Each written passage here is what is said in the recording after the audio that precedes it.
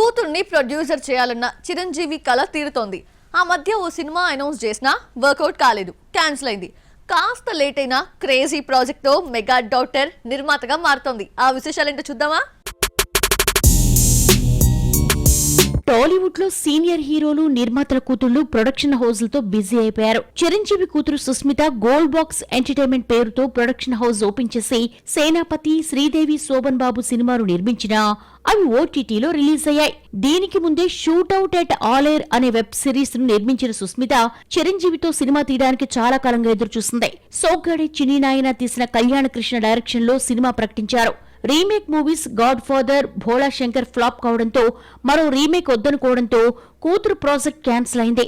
ఎట్టకేలకు అనిల్ రావిపూడి చిరంజీవి మూవీని నిర్మిస్తున్నారు. ఈ విషయాన్ని లైలా ఈవెంట్ లో వెల్లడించారు చిరంజీవి. భగవంత్ కేసరి లైలా నిర్మించిన సైన్ క్రియేషన్స్ బ్యానర్ లో చిరంజీవి, అనిల్ రావిపూడి మూవీ రూపొందుతోంది. మరో నిర్మాతగా మెగా డాటర్ సుస్మిత వ్యవహరిస్తోంది. Chiranjeevi re entry movie Khaidi number 150కి కాస్ట్యూమ్ డిజైనర్ గా వ్యవహరించిన సుస్మిత తర్వాత చిరంజీవి సినిమాలు అన్నిటికీ పనిచేసి నిర్మాతగా వ్యవహరిస్తోంది. స్టార్ హీరోల సినిమాలకు కూతుళ్లే నిర్మాతలుగా మారుతున్నారు. ఆహాలోని unstoppable talk show creative consultant గా ఉన్న బాలయ్య చిన్న కూతురు తేజస్విని ప్రొడ్యూసర్ గా మారింది. అఖండ 2ను 14 రీల్స్ తీస్తుంటే ప్రెజెంటర్ గా తేజస్విని వ్యవహరిస్తోంది.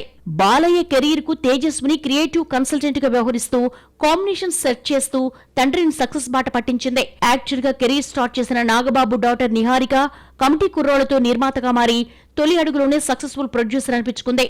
నటిగా రాని పేరు నిర్మాతగా సంపాదించింది.